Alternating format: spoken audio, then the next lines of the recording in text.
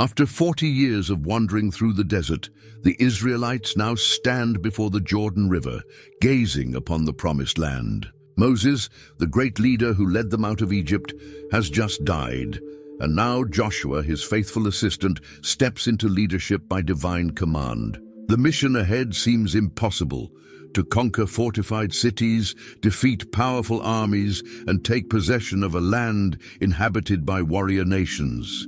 Yet God makes a bold promise to Joshua: "No one will be able to stand against you all the days of your life. As I was with Moses, so I will be with you." What follows is one of the most extraordinary military campaigns in history, filled with stunning strategies, jaw-dropping miracles, and profound lessons about faith, obedience, and courage.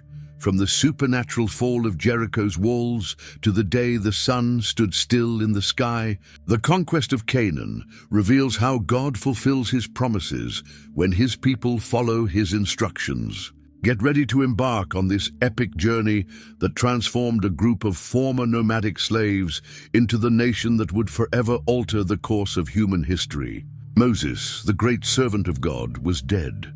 The people of Israel were camped on the plains of Moab, by the banks of the Jordan River, looking across at the land God had promised to give them. It was at this moment that the Lord spoke to Joshua, son of Nun, who had served Moses faithfully for many years. In chapter 1, verse 2, God says to Joshua, "Moses, my servant, is dead. Now then, you and all these people, get ready to cross the Jordan River into the land I am about to give to the Israelites." God gave Joshua a clearly defined territory to conquer. In verses 3 and 4, he promises, "I will give you every place where you set your foot, as I promised Moses.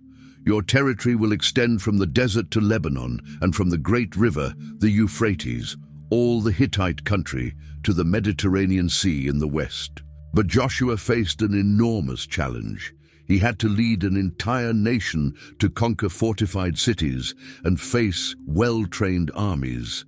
That's why God encouraged him with words that would become the motto of his life. In verse 5, the Lord assures him, "No one will be able to stand against you all the days of your life. As I was with Moses, so I will be with you. I will never leave you nor forsake you." Then God gives Joshua a command he would repeat 3 times, showing just how crucial it was. In verse 6 he says, "Be strong and courageous, because you will lead these people to inherit the land I swore to their ancestors to give them." To succeed in this mission, Joshua would need to follow God's instructions to the letter. In verse 7 the Lord continues, "Be strong and very courageous. Be careful to obey all the law my servant Moses gave you. Do not turn from it to the right or to the left, that you may be successful wherever you go." Victory would not come through military power, but through obedience to God's word. In verse 8, God explains, "Keep this book of the law always on your lips. Meditate on it day and night, so that you may be careful to do everything written in it. Then you will be prosperous and successful." For the 3rd time, God reinforces his encouragement. In verse 9, he emphasizes, "Have I not commanded you? Be strong and courageous. Do not be afraid. Do not be discouraged. For the Lord your God will be with you wherever you go." Joshua wasted no time. He immediately summoned the officers of the people and gave instructions to prepare. In verse 11, he says, "Go through the camp and tell the people, 'Get your provisions ready. 3 days from now, you will cross the Jordan here to go in and take possession of the land the Lord your God is giving you for your own.'"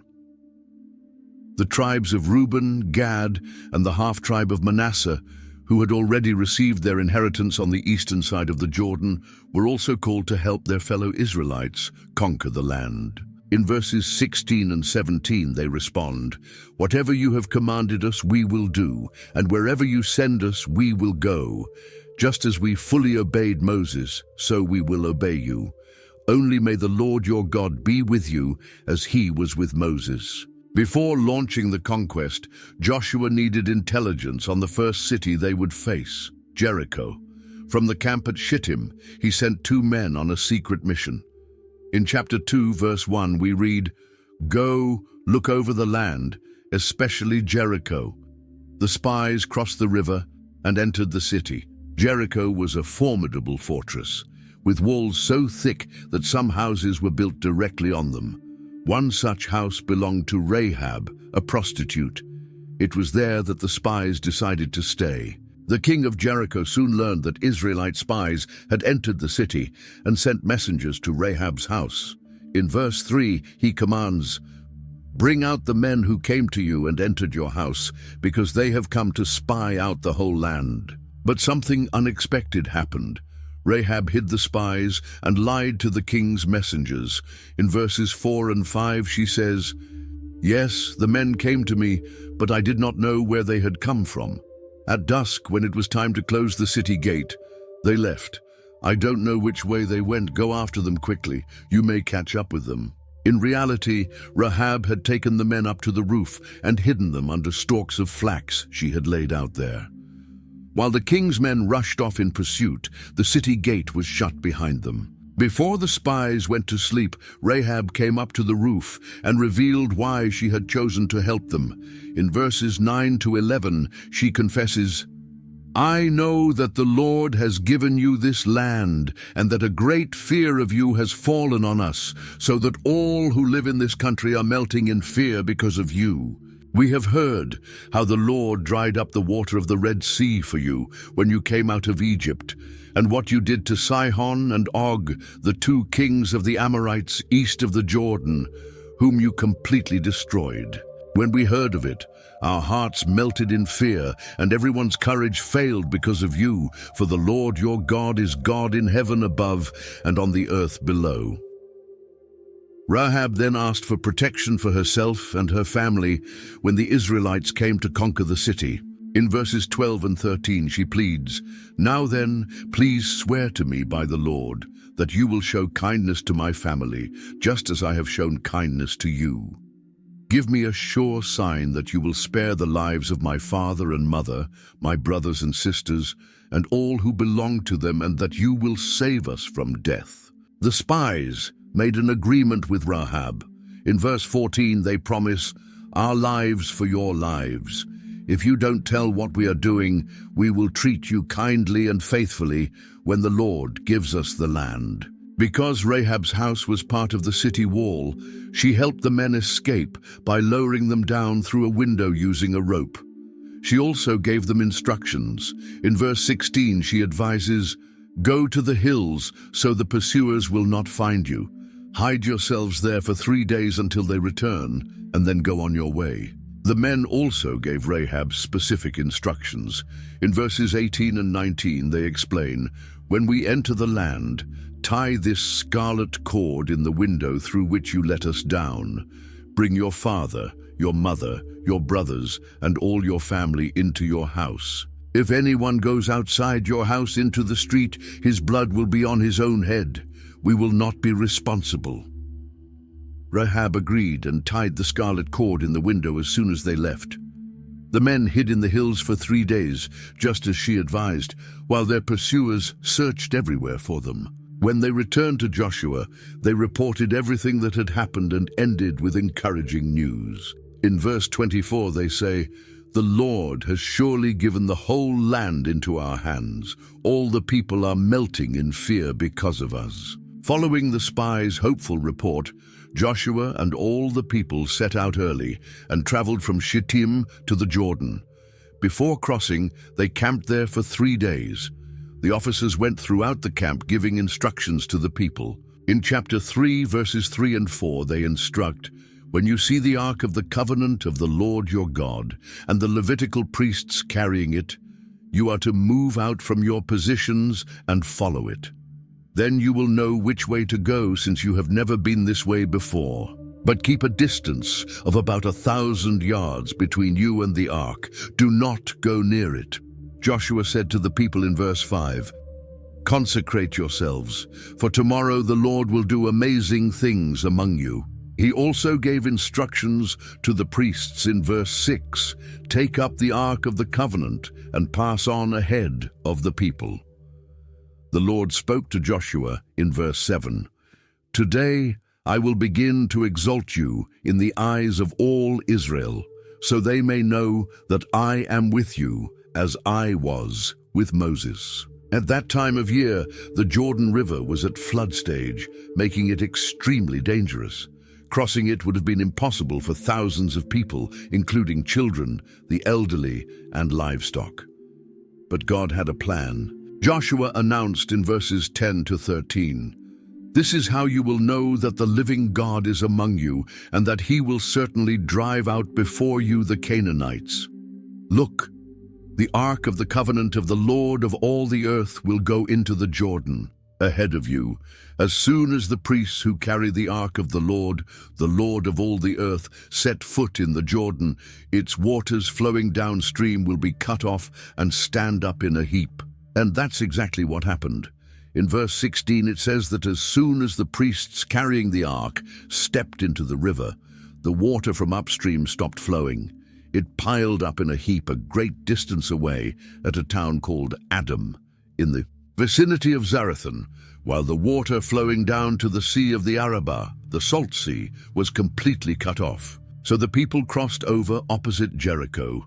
The priests who carried the ark stood firmly on dry ground in the middle of the Jordan, while all the Israelites passed through.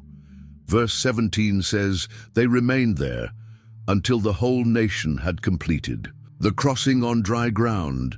But God had a greater purpose for this miracle. In chapter 4, verse 24, it's explained, "He did this so that all the peoples of the earth might know that the hand of the Lord is powerful, and so that you might always fear the Lord your God." After everyone had crossed, the Lord said to Joshua in verses 2 and 3, "Choose 12 men from among the people, one from each tribe, and tell them to take up 12 stones from the middle of the Jordan, from right where the priests stood, and carry them over with you, and put them down at the place where you stay tonight." These men took 12 stones from the riverbed, one for each of the tribes of Israel, and brought them to the camp. Joshua also set up 12 stones in the middle of the Jordan, at the spot where the priests had stood.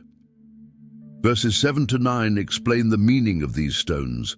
"These stones are to be a memorial to the people of Israel forever. In the future, when your children ask you, 'What do these stones mean?' tell them that the flow of the Jordan was cut off before the ark of the covenant of the Lord. These stones are to be a lasting memorial to the people of Israel." After everyone had crossed, including the priests carrying the ark, verse 18 tells us, "The waters of the Jordan returned to their place and ran at flood stage as before." It was the 10th day of the first month when the people came up from the Jordan and camped at Gilgal on the eastern border of Jericho. There Joshua set up the 12 stones they had taken from the Jordan. After the miraculous crossing of the Jordan, the people of Israel were finally in Canaan, the promised land. Word spread quickly. In chapter 5, verse 1, we read, "Now, when all the Amorite kings west of the Jordan and all the Canaanite kings along the coast heard how the Lord had dried up the Jordan before the Israelites until they had crossed over, their hearts melted in fear, and they no longer had the courage to face the Israelites." But before the conquest could begin, there were important matters to address. The first was circumcision, the sign of the covenant God had made with Abraham. In verse 2, the Lord tells Joshua, "Make flint knives and circumcise the Israelites." Again, during the 40 years in the wilderness after leaving Egypt, all the men of military age had died without entering the promised land because of their disobedience. Their sons, born during the journey through the desert, had not been circumcised. In verses 3 to 7, it's explained, "So Joshua made flint knives and circumcised the Israelites at Gibeath Haraloth.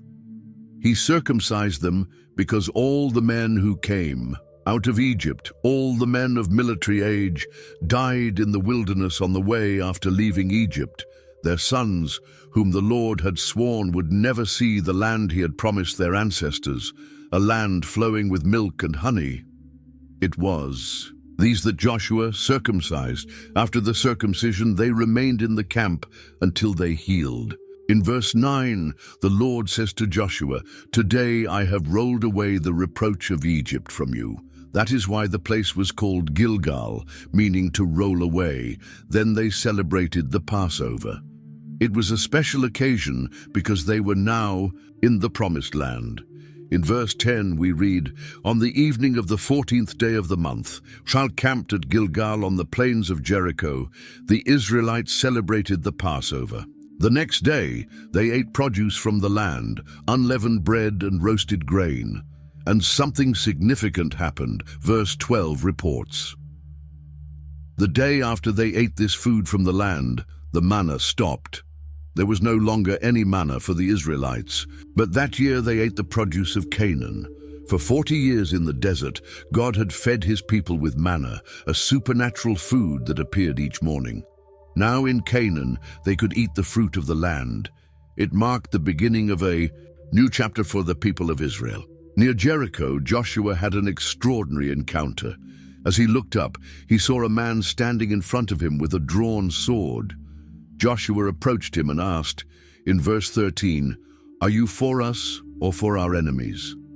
The answer was unexpected. In verse 14, the man replied, "Neither," he replied, "but as commander of the army of the Lord, I have now come." Joshua fell face down to the ground in reverence and asked in the same verse, "What message does my Lord have for his servant?" The commander of the Lord's army replied in verse 15, "Take off your sandals, for the place where you are standing is holy." And Joshua did so. This encounter was a reminder to Joshua that the battle was not his alone, it was the Lord's. God was in command, and the victory would come from him. Jericho was a tightly shut, fortified city. No one went out or came in because of the Israelites. But the Lord had a plan for its conquest, one that didn't follow any known military strategy. In chapter 6, verse 2, the Lord said to Joshua, "See, I have delivered Jericho into your hands, along with its king and its fighting men." God gave precise instructions. In verses 3 to 5, he explained, "March around the city once with all the armed men.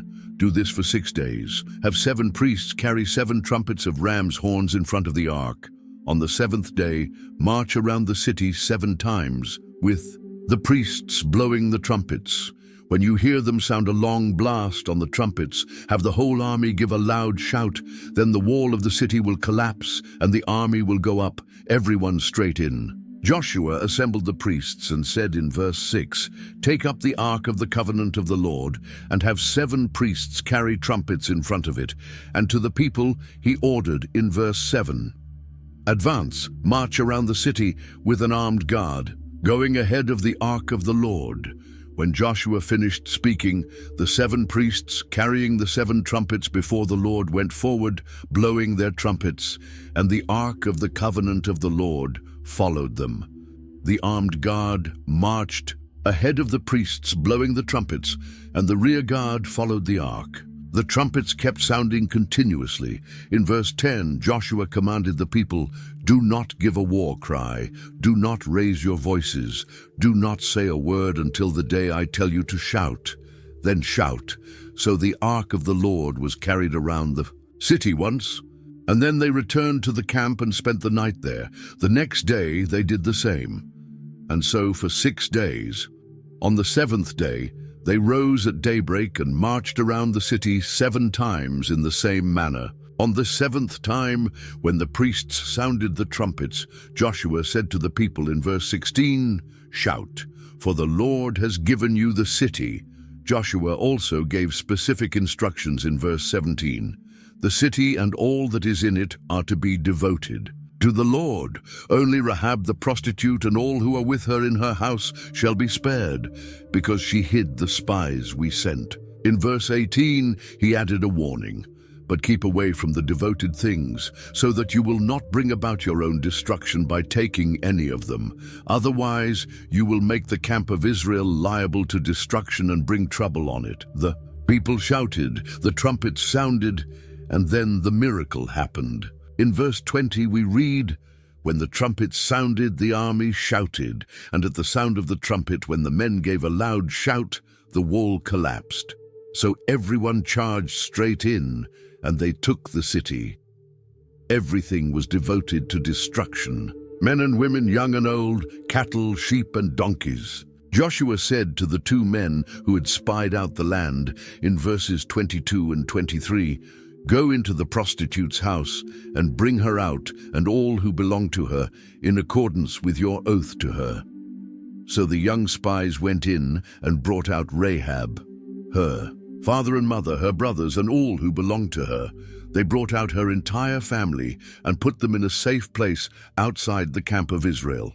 Then they burned the whole city and everything in it, except for the silver and gold, and the articles of bronze and iron, which were put into the treasury of the Lord's house. But Joshua spared Rahab the prostitute, along with her father's family and all who belonged to her, because she had hidden the men Joshua had sent to spy out Jericho. And she has lived among the Israelites to this day. At that time, Joshua pronounced a solemn oath, recorded in verse 26. "Cursed before the Lord is the man who undertakes to rebuild this city, Jericho. At the cost of his firstborn son he will lay its foundations. At the cost of his youngest he will set up its gates." And the Lord was with Joshua, and his fame spread throughout the land. After the stunning victory at Jericho, the Israelites faced an unexpected setback. The people of Israel had been unfaithful regarding the things devoted to destruction. Chapter 7, verse 1, it's revealed, "Achan, son of Carmi, son of Zimri, son of Zerah, of the tribe of Judah, took some of the devoted things." So the Lord's anger burned against Israel. Joshua sent men from Jericho to Ai to scout the land. When they returned, they reported in verses 3 and 4, "Not all the people need to go up against Ai. Send 2,000 or 3,000 men to take it. Don't make the whole army go, for there are only a few people there."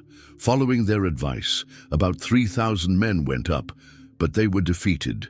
The men of Ai killed around 36 Israelites and chased the rest from the city gate to the quarries, striking them down on the slopes. As a result, the people were filled with fear and lost all courage. Joshua tore his clothes and fell face down to the ground before the ark of the Lord, remaining there until evening, along with the elders of Israel. They put dust on their heads. In mourning, in verse 7, Joshua cried out, "Alas, sovereign Lord, why did you ever bring this people across the Jordan? Was it to hand us over to the Amorites to destroy us? If only we had been content to stay on the other side of the Jordan." The Lord responded in verses 10 and 11, "Stand up. What are you doing on your face? Israel has sinned. They have violated my covenant, which I commanded them to keep. They have taken some of the devoted things. They have stolen, they have lied, they have put them with their own possessions." Because of this, God explained that the Israelites would not be able to stand against their enemies and would have to flee from them. He added in verse 12, "I will not be with you anymore unless you destroy whatever among you is devoted to destruction." The Lord instructed Joshua to consecrate the people and to find the guilty party by a process of selection by lot. The next morning, all of Israel came forward, tribe by tribe. The tribe of Judah was chosen. Then the clan of Zerah was chosen from Judah. From Zerah's families, the family of Zimri was chosen. And finally, Achan was selected from among them. Joshua said to Achan in verse 19, "My son, give glory to the Lord, the God of Israel, and honor him. Tell me what you have done. Do not hide it from me." Achan confessed in verses 20 and 21, "It's true. I have sinned against the Lord, the God of Israel. This is what I did.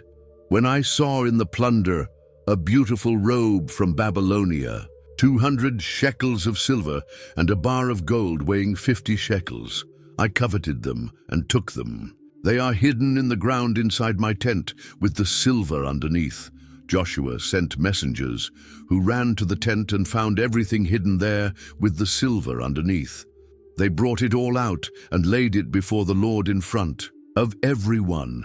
Then Joshua, together with all Israel, took Achan son of Zerah the silver, the robe, the gold bar, his sons and daughters, his cattle, donkeys, and sheep, his tent, and all his belongings to the valley of Achor. In verse 25, Joshua declared, "Why have you brought this trouble on us? The Lord will bring trouble on you today." Then all Israel stoned him, and after they had stoned them, they burned them. Over Achan they raised a large pile of stones, which remains to this day. Then the Lord turned from his fierce anger. After dealing with Achan's sin, God once again spoke to Joshua. In chapter 8, verses 1 and 2, he said, "Do not be afraid, do not be discouraged. Take the whole army with you and go up and attack. For I have delivered into your hands the king of Ai, his people, his city, and his land. You shall do to Ai and its king as you did to Jericho and its king, except that this time you may carry off their plunder and livestock for yourselves. Set an ambush behind the city." Joshua then ordered 30,000 brave warriors to go by night and hide behind the city, not too far from it, and to stay alert. He and the rest of the army would advance on the city. When the men of Ai came out to fight them, they would flee, just as they had before, to lure them away from the city. The men of Ai would think, "They are running away from us," as they did before. While they were being lured out, the ambush would rise up and seize the city, for the Lord would give it into their hands. Once the city was taken, they were to set it on fire, following the Lord's command. The plan worked perfectly. The men of Ai chased the Israelites, who pretended to flee toward the wilderness, and every man in the city was summoned to pursue them. Verse 17 says, "Not a single man remained in Ai or Bethel who did not go after Israel. They left the city open and went in pursuit.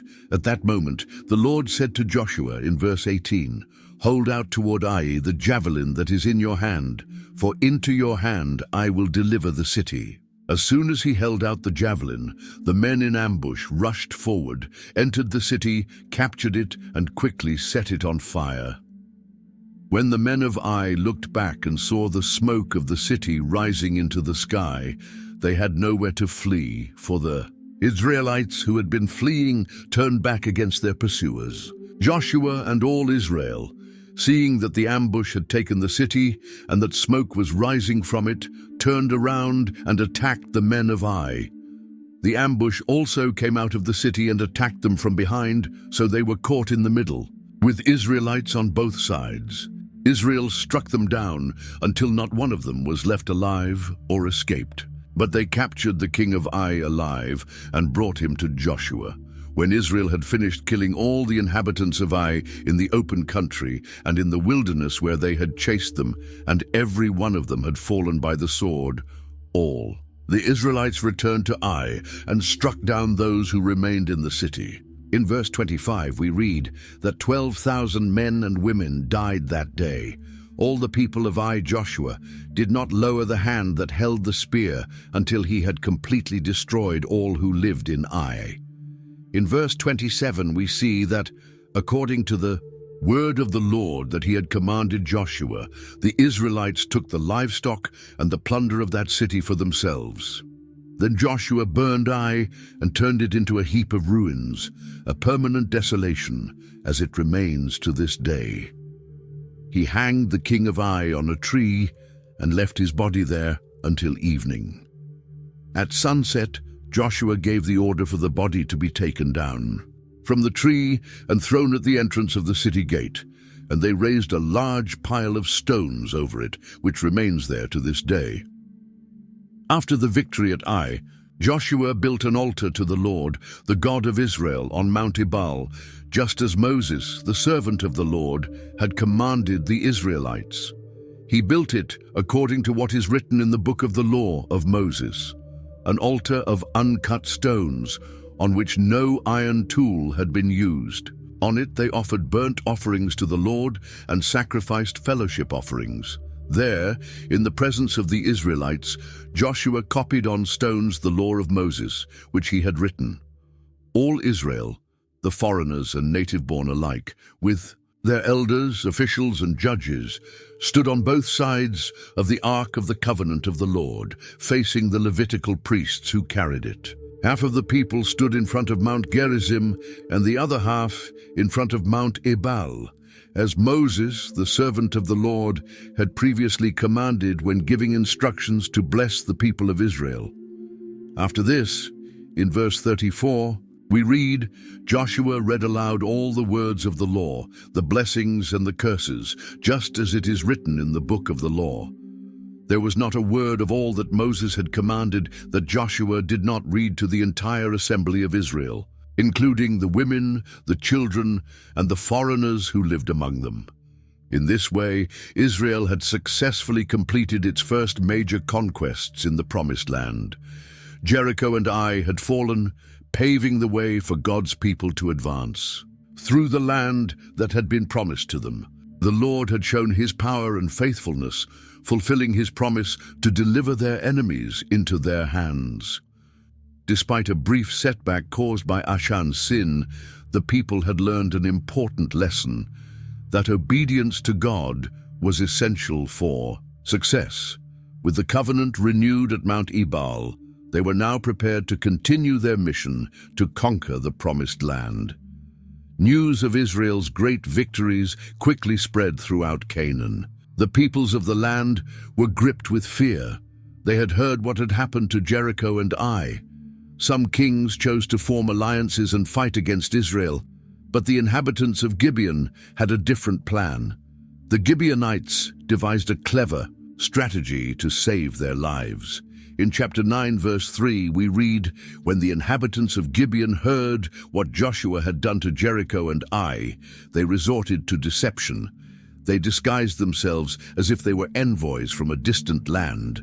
In verse 4 it says, they acted craftily and went and took worn-out sacks on their donkeys and old wineskins, torn and mended. They paid attention to every detail of the disguise. Verse 5 tells us they put worn and patched sandals on their feet and wore old clothes. All the bread they carried for the journey was dry and moldy. When they arrived at the Israelite camp at Gilgal, they approached Joshua and the men of Israel. We've come from a distant country. Make a treaty with us. The Israelites were suspicious and asked in verse 7, but perhaps you live near us. How can we make a treaty with you? The Gibeonites replied in verse 8, we are your servants. And when Joshua asked who they were and where they came from, they gave a convincing story. In verses 9 through 11 they said, your servants have come from a very distant country because of the fame of the Lord your God. We've heard reports of him and all he did in Egypt and all that he did to the 2 kings of the Amorites east of the Jordan. So our elders and all the people of our land told us, take provisions for your journey. Go and meet them and say, we are your servants. Make a treaty with us. To support their story, they showed their provisions in verse 12. This bread of ours was warm when we packed it at home the day we left to come to you, but now see how dry and moldy it is. And these wineskins we filled were new, but see how cracked they are. And our clothes and sandals are worn out from the very long journey. The men of Israel examined their supplies, and here came the critical mistake. In verse 14, it says, the Israelites sampled their provisions, but did not inquire of the Lord. Joshua made a peace treaty with the Gibeonites and promised to let them live. The leaders of the community confirmed this by oath. 3 days later, the Israelites discovered the truth. Verse 16 says, 3 days after they made the treaty with the Gibeonites, the Israelites heard that they were neighbors living near them. So the Israelites set out and reached their cities, Gibeon, Kephirah, Beeroth, and Kiriath Jearim, on the 3rd day. But they did not attack them, because the leaders of the community had sworn an oath to them by the Lord, the God of Israel. The whole assembly grumbled against the leaders, but in verse 19, the leaders replied, we have given them our oath by the Lord, the God of Israel, and we cannot touch them now. The leaders then made clear what would be done with the Gibeonites in verse 21. Let them live, but let them be woodcutters and water carriers for the entire community. And so it was done.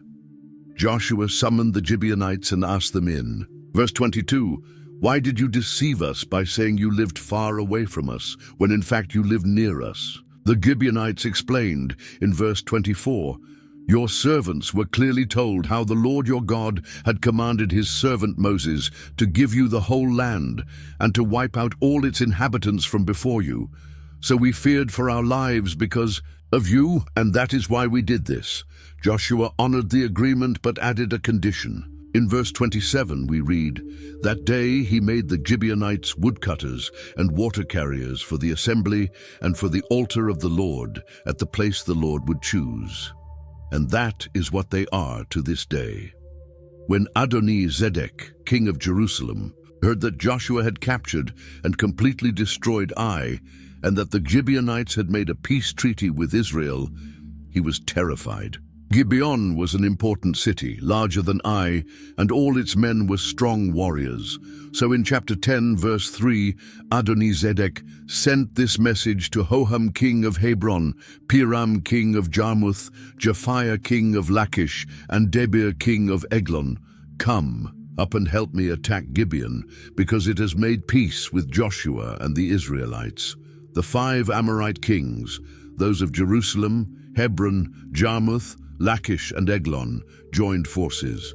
In verse 5, they moved up with all their troops and took up positions against Gibeon and attacked it. The Gibeonites, now in danger, quickly sent for help. In verse 6 we read, the Gibeonites then sent word to Joshua in the camp at Gilgal, do not abandon your servants. Come up to us quickly and save us, help us, because all the Amorite kings from the hill country have joined forces against us. Joshua wasted no time. In verse 7, Joshua marched up from Gilgal with his entire army, including all the best fighting men. The Lord assured him in verse 8, do not be afraid of them. I have given them into your hand. Not one of them will be able to withstand you. Joshua and his men marched all night from Gilgal and surprised the Amorites. In verse 10, the Lord threw them into confusion before Israel, so Joshua and the Israelites defeated them completely at Gibeon. Israel pursued them along the road, going up to Beth-horon, and cut them down all the way to Azekah and Makkedah. As they fled from Israel down the slope of Beth-horon to Azekah, the Lord hurled large hailstones from the sky. In verse 11, more of them died from the hail than were killed by the swords of the Israelites. On that day, Joshua did something never seen before. In verse 12, Joshua said to the Lord in the presence of Israel, sun, stand still over Gibeon, and you, moon, over the valley of Aijalon. And in verse 13, so the sun stood still and the moon stopped, till the nation avenged itself on its enemies, as it is written in the book of Jashar. The sun stopped in the middle of the sky and delayed going down about a full day. This was a unique day in history. In verse 14 we read, there has never been a day like it before or since, a day when the Lord listened to a human being. Surely the Lord was fighting for Israel. Joshua and all Israel then returned to the camp at Gilgal. The 5 kings fled and hid in a cave at Makkedah. When Joshua was told, he ordered large stones to be rolled over the entrance of the cave and guards to be posted. After Israel's complete victory, Joshua commanded the cave to be opened and the 5 kings brought out.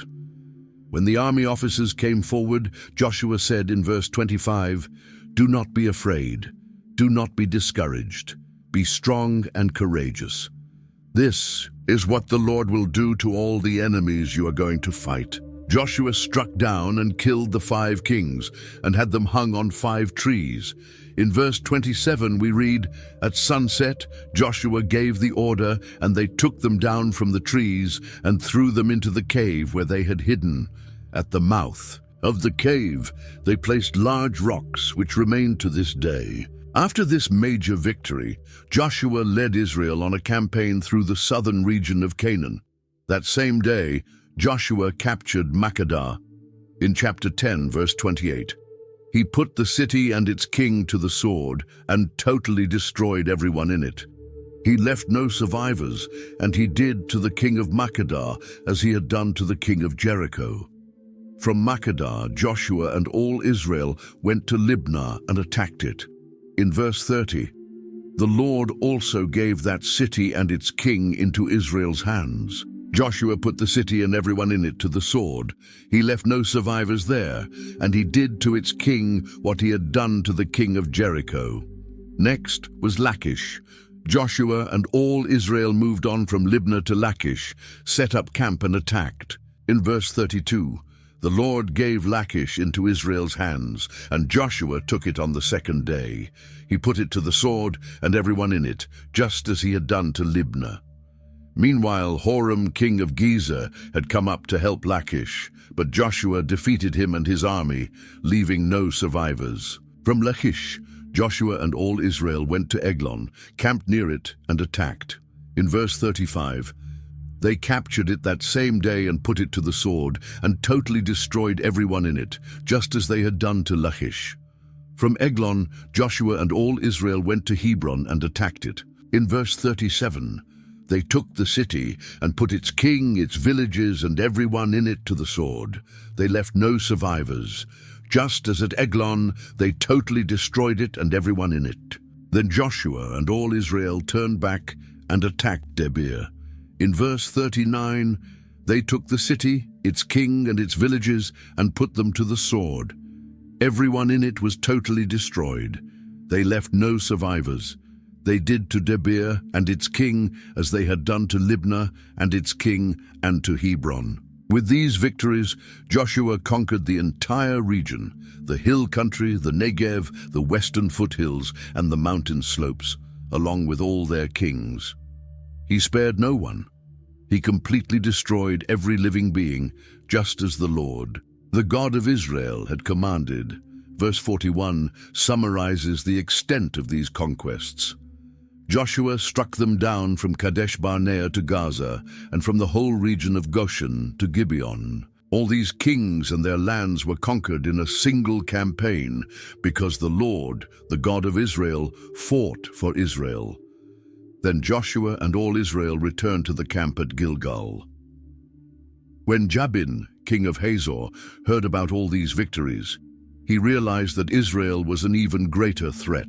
So he decided to form a vast coalition of kings from northern Canaan.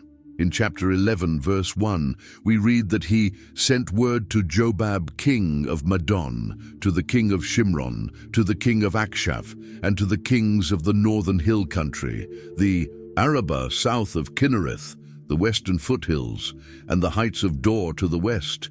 He summoned kings from all directions, the Canaanite kings in the east and west, the Amorites, Hittites, Perizzites, and Jebusites in the hill country, and the Hivites below Mount Hermon in the region of Mizpah.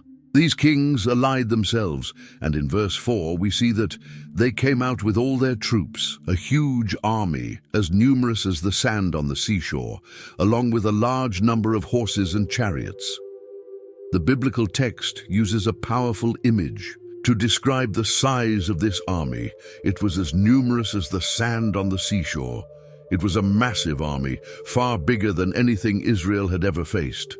All these kings joined forces, and in verse 5 we read that they camped together at the waters of Merom to fight against Israel. Facing such an overwhelming threat, the Lord said to Joshua in verse 6, "Do not be afraid of them, for by this time tomorrow I will hand all of them over to Israel, slain. You are to hamstring their horses and burn their chariots." With this divine encouragement, Joshua and his entire army launched a surprise attack at the waters of Merom. In verse 8, we read that the Lord gave them into the hands of Israel. They defeated them and pursued them all the way to Greater Sidon, to Misrephoth-Maim, and to the valley of Mizpah to the east, leaving no survivors. Joshua did to them as the Lord had commanded. He hamstrung their horses and burned their chariots. Then Joshua returned and captured Hazor, striking down its king with the sword. Hazor was the most important city among all those kingdoms. In verse 11 we read that they struck down every living being with the sword, destroying them completely. Not a single soul was spared, and Joshua burned the city. All the cities of those kings were taken, and their inhabitants struck down with the sword. Verse 12 says, Joshua completely destroyed them, as Moses, the servant of the Lord, had commanded. However, Israel did not burn any of the cities built on mounds, except Hazor, which Joshua burned. The Israelites took for themselves all the plunder and livestock of these cities, but they killed all the people. In verse 15 we read, As the Lord commanded his servant Moses, so Moses commanded Joshua, and Joshua did it. He left nothing undone of all that the Lord had commanded Moses. So Joshua conquered the whole land, the hill country, the entire Negev, all of Goshen, the western foothills, the Arabah, and the mountains and valleys of Israel. From Mount Halak, which rises toward Seir, all the way to Baal-Gad in the valley of Lebanon below Mount Hermon. This campaign took a long time. Verse 18 tells us, Joshua waged war against all these kings for a long time, but in the end he was victorious. Verse 20 explains why these battles were so intense. For it was the Lord himself who hardened their hearts to wage war against Israel, so that they might be destroyed without mercy and exterminated as the Lord had commanded Moses. Joshua also destroyed the Anakites from the hill country, from Hebron, Debir, and Anab, from all the hill country of Judah and of Israel. In verse 21 we read, Joshua totally destroyed them and their towns. And in verse 23, Joshua took the entire land, just as the Lord had directed Moses, and gave it as an inheritance to Israel according to their tribal divisions. Then the land had rest from war. Chapter 12 presents a summary of all of Israel's victories and lists the kings who were defeated, first on the east side of the Jordan under Moses' leadership, and then on the west side under Joshua's leadership. In verses 1 through 6, the text recalls how, during Moses' time, the Israelites had already conquered and taken possession of lands on the eastern side of the Jordan. They defeated Sihon, king of the Amorites, and Og, king of Bashan. The tribes of Reuben, Gad, and half the tribe of Manasseh received those lands as their inheritance. Then, in verse 7, it continues, These are the kings of the land whom Joshua and the Israelites defeated on the west side of the Jordan. And it follows with a long list of 31 kings defeated by the people of Israel. The list includes the king of Jericho, the king of Ai, the king of Jerusalem, the king of Hebron, the king of Jarmuth, the king of Lachish, the king of Eglon, the king of Gezer, the king of Debir, the king of Gader, the king of Hormah, the king of Arad, the king of Libnah, the king of Adullam, the king of Makkedah, the king of Bethel, the king of Tappuah, the king of Hepher. And it goes on, reaching a total of 31 kings. This shows the scale of the victories God gave to Israel. In chapter 13, the Lord said to Joshua, who was now old and advanced in years, You are now very old, and there is still very much land to be taken over. This is the land that remains, all the regions of the Philistines and the Geshurites, from the Shihor River east of Egypt to the territory of Ekron in the north, the land of the 5 Philistine rulers. The Lord had promised to drive out those nations ahead of the Israelites. In the meantime, Joshua was to divide the land among the tribes of Israel as an inheritance, including the regions that had not yet been conquered. Verse 7 says, Distribute this land as an inheritance among the 9 tribes and the half-tribe of Manasseh. The text reminds us that the tribes of Reuben, Gad, and half of the tribe of Manasseh had already received their inheritance on the east side of the Jordan. In chapter 13, verse 8, we read, The other half of Manasseh, along with the tribes of Reuben and Gad had already received the inheritance that Moses had given them east of the Jordan. The following verses describe in detail the territories of these tribes. Chapter 14 marks the beginning of the distribution of land west of the Jordan. In verse 1 we read, "This is the land of Canaan, that Eleazar the priest, Joshua son of Nun, and the heads of the Israelite tribal clans distributed by lot as an inheritance to the 9.5 tribes, as the Lord had commanded through Moses." Before the rest of the tribes received their portions, Caleb, son of Jephunneh, reminded Joshua of a promise made by Moses. In verse 6 he says, "You know what the Lord said to Moses, the man of God, about you and me at Kadesh Barnea. I was 40 years old when Moses, the servant of the Lord, sent me from Kadesh Barnea to explore the land, and I brought back an honest report." Caleb was one of the 12 spies sent to scout the land 45 years earlier. He and Joshua were the only ones who encouraged the people to trust the Lord and take possession of the land. Now at 85 years old, Caleb was still strong and wanted the land the Lord had promised him. In verse 12 he says, "Now give me this hill country that the Lord promised me that day. You yourself heard then that the Anakites were there and there. Cities were large and fortified, but with the Lord helping me, I will drive them out, just as he said." Joshua blessed Caleb and gave him Hebron as his inheritance. Verse 14 tells us, "So Hebron has belonged to Caleb, son of Jephunneh the Kenizzite, ever since, because he followed the Lord, the God of Israel, wholeheartedly." Chapters 15 to 17 outline the land allotted to the tribes of Judah, Ephraim, and the remaining half-tribe of Manasseh. The boundaries are described precisely, listing cities and geographical landmarks. In chapter 18, we learn that 7 tribes had not yet received their inheritance.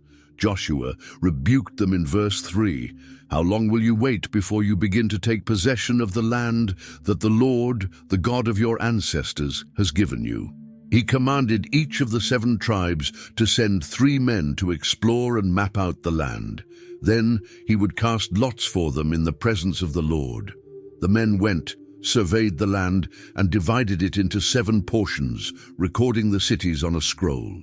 When they returned to Joshua at Shiloh, he cast lots before the Lord and distributed the land to the tribes of Israel according to their divisions. Chapters 18 and 19 detail the distribution of land to the tribes of Benjamin, Simeon, Zebulun, Issachar, Asher, Naphtali, and Dan. Each tribe received its portion according to its clans.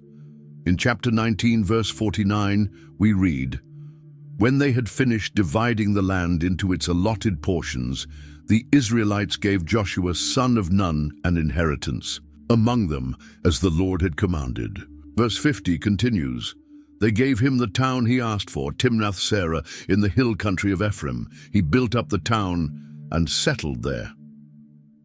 Chapter 20 addresses the cities of refuge.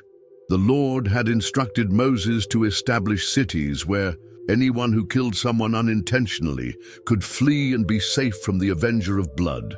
So they designated Kadesh in Galilee, in the hill country of Naphtali, Shechem in the hill country of Ephraim, and Kiriath Arba, that is Hebron, in the hill country of Judah, on the east side of the Jordan, Bezer in the wilderness plateau from the tribe of Reuben, Ramoth in Gilead in the tribe of Gad, and Golan in Bashan in the tribe of Manasseh.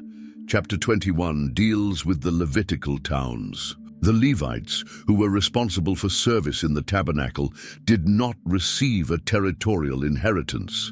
Instead, they were given towns within the territories of the other tribes to live in. In total, the Levites received 48 towns. Verse 43 sums it up. "So the Lord gave Israel all the land he had sworn to give their ancestors, and they took possession of it and settled there." And verse 45 adds, "Not one of all the Lord's good promises to Israel failed. Everyone was fulfilled." With the land distribution complete, it was time for the tribes of Reuben, Gad, and the half-tribe of Manasseh to return to their land east of the Jordan. They had kept their promise and helped their fellow Israelites in conquering the land. In chapter 22, verse 1, we read, "Then Joshua summoned the Reubenites, the Gadites, and the half-tribe of Manasseh, and said to them, 'You have done all that Moses, the servant of the Lord, commanded, and you have obeyed me in everything I commanded. For a long time now, to this very day, you have not deserted your fellow Israelites, but have carried out the mission the Lord your God gave you. Now that the Lord your God has given your fellow Israelites rest as he promised, return to your homes in the land that Moses, the servant of the Lord, gave you on the other side of the Jordan.'" Joshua blessed them, praised them for fulfilling their duty, and gave them a heartfelt instruction in verse 5. "But be very careful to keep the commandment and the law that Moses, the servant of the Lord, gave you, to love the Lord your God, to walk in obedience to him, to keep his commands, to hold fast to him, and to serve him with all your heart and with all your soul." So they returned to their land with great wealth, a large number of livestock, silver, gold, bronze, iron, and a great quantity of clothing. On the way back, when they reached the region of the Jordan still in Canaan, the tribes of Reuben, Gad, and the half-tribe of Manasseh built a large and impressive altar by the river. Verse 10 tells us, there, by the Jordan, they built an imposing altar. When the rest of Israel heard about this, they were alarmed and gathered at Shiloh to go to war against them. Why were they so concerned? Because they interpreted the construction of that altar as an act of rebellion against the Lord. Before attacking, they sent a delegation led by Phinehas, son of the priest Eleazar, along with 10 leaders, one from each tribe of Israel. In verse 16 they said, "This is what the whole assembly of the Lord says. How could you break faith with the God of Israel like this?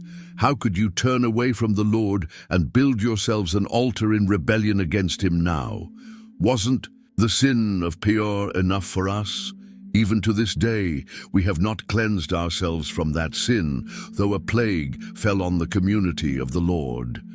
And now you are turning away from the Lord. If you rebel against the Lord today, tomorrow he will be angry with the whole community of Israel." This was a serious accusation, but the response from the eastern tribes cleared everything up. They explained that the altar wasn't built for sacrifices, but as a memorial for future generations. In verses 24 to 27 they explain, "We did it for fear that someday your descendants might say to ours, 'What do you have to do with the Lord, the God of Israel? The Lord has made the Jordan a boundary between us and you. You Reubenites and Gadites, you have no share in the Lord.' So your descendants might cause ours to stop fearing the Lord. That's why we said, 'Let's build an altar.' Not for burnt offerings or sacrifices, but as a witness between us and you and the generations to come." When Phinehas and the community leaders heard this, they were satisfied. In verse 31, Phinehas said, "Now we know that the Lord is with us, because you have not been unfaithful to him in this matter. You have rescued the Israelites from the Lord's anger." Phinehas and the Israelite leaders took this response back to the people in Canaan. In chapter 22, verse 33, we read, "The Israelites were glad to hear the report and praised God. They talked no more about going to war against them to devastate the land where the Reubenites and the Gadites lived." The Reubenites and the Gadites named the altar a witness, saying, "It is a witness between us that the Lord is God." Many years passed after the conquest of the land. The Lord had given Israel rest, delivering them from all their surrounding enemies. In chapter 23, verse 1, we read, "Joshua was now very old. He summoned all of Israel, their leaders, elders, judges, and officials." In verse 2, Joshua begins, "I am old and well advanced in years. You yourselves have seen everything the Lord your God has done to all these nations for your sake. It was the Lord your God who fought for you. He reminded the people that the Lord had driven out great and powerful nations before them and had given them the land as an inheritance, just as he had promised. Joshua then gave an important warning. In verse 6, be very strong. Be careful to obey all that is written in the book of the law of Moses, without turning aside to the right or to the left. He warned against mingling with the nations that still remained in the land and against worshipping their gods. In verse 7 he commands, do not associate with these nations that remain among you. Do not invoke the names of their gods or swear by them. You must not serve them or bow down to them. Joshua reminded the people that not a single one of the Lord's good promises had failed. All had been fulfilled. But he also warned of the consequences of disobedience. In verse 13, he cautions, you can be sure that the Lord your God will no longer drive out these nations before you. Instead, they will become snares and traps for you, whips on your backs and thorns in your eyes, until you perish from this good land which the Lord your God has given you. Joshua was nearing the end of his life. In verse 14 he says, now I am about to go the way of all the earth. You know with all your heart and soul that not one of all the good promises the Lord your God gave you has failed. Every promise has been fulfilled, not one has failed. But just as the promises of blessing had come true, so would the warnings of judgment if the people turned away from the Lord. If you violate the covenant of the Lord your God, which he commanded you, and go and serve other gods and bow down, to them the Lord's anger will burn against you, and you will quickly perish from the good land he has given you. Verse 16. In his final public act, Joshua gathered all the tribes of Israel at Shechem. In chapter 24, verse 1, we read that he summoned the elders, leaders, judges, and officials of Israel, and they presented themselves before God. Joshua recounted Israel's entire history, starting from the time of Abraham. In verse 2, he says, this is what the Lord, the God of Israel, says. Long ago, your ancestors, including Terah, the father of Abraham and Nahor, lived beyond the Euphrates River and worshipped other gods. He reminded them how God called Abraham and led him to Canaan, how he gave him Isaac, and to Isaac he gave Jacob and Esau. He recalled how Jacob and his sons went down to Egypt, how God sent Moses and Aaron to deliver them, and how he brought them through the wilderness into the land of Canaan. Joshua recalled all the battles in which the Lord had given them victory, and how he had delivered the promised land into their hands. I gave you a land on which you did not toil, in cities you did not build, and you live in them and eat from vineyards and olive groves that you did not plant. Verse 13. After this historical review, Joshua challenged the people to choose whom they would serve. In verse 14 he says, now fear the Lord and serve him with all faithfulness. Throw away the gods your ancestors worshipped beyond the Euphrates River and in Egypt, and serve the Lord. And then comes Joshua's famous declaration in verse 15. But if serving the Lord seems undesirable to you, then choose for yourselves this day whom you will serve, whether the gods your ancestors served beyond the Euphrates, or the gods of the Amorites in whose land you are living. But as for me and my household, we will serve the Lord. The people responded by affirming that they too would serve the Lord. In verse 16 they declared, far be it from us to forsake the Lord to serve other gods. And they explained why. It was the Lord our God himself who brought us and our ancestors up out of Egypt from that land of slavery. He performed those great signs before our eyes. He protected us on our entire journey and among all the nations through which we traveled. But Joshua warned them in verse 19, you are not able to serve the Lord. He is a holy God. He is a jealous God. He will not forgive your rebellion and your sins. Still, the people insisted they would serve the Lord. So Joshua said to them in verse 22, you are witnesses against yourselves that you have chosen to serve the Lord. And they replied, yes, we are witnesses. Joshua then instructed them, to throw away the foreign gods among them and turn their hearts to the Lord, the God of Israel. The people agreed, "We will serve the Lord our God and obey him." Then in verse 25, we read that on that day Joshua made a covenant for the people, and there at Shechem he reaffirmed for them decrees and laws. He recorded all of this in the book of the law of God and set up a large stone as a witness of the covenant the people had made with the Lord. After these events, Joshua, son of Nun, the servant of the Lord, died at the age of 110. Verse 29 simply states, "After these things, Joshua, son of Nun, the servant of the Lord, died at the age of 110. He was buried in the land of his inheritance at Timnath-Serah, in the hill country of Ephraim, north of Mount Gaash." Verse 31 highlights how lasting his influence was. Israel served the Lord throughout the lifetime of Joshua and of the elders, who outlived him and who had experienced everything the Lord had done for Israel. The account ends by noting that the bones of Joseph, which the Israelites had brought up from Egypt, were buried at Shechem in the tract of land that Jacob had bought from the sons of Hamor.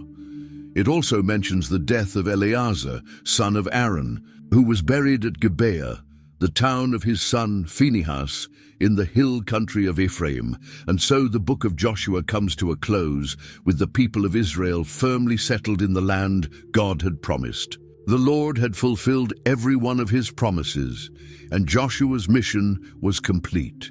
Now it was up to the next generations of Israel to remain faithful to the Lord and the covenant they had made with him.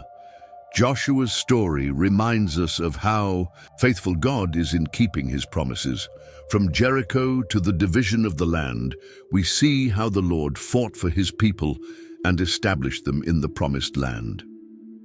If you enjoyed this journey through the conquest of Canaan, don't forget to subscribe to the channel for more Bible stories like this one. Every subscription helps us keep sharing God's word in a clear and engaging way. Also, feel free to share this video with friends and family who might be encouraged by this incredible story of faith, courage, and God's faithfulness. When you share, you become part of this mission to spread biblical truth. See you in the next video, where we'll continue exploring the wonderful stories of the Holy Bible.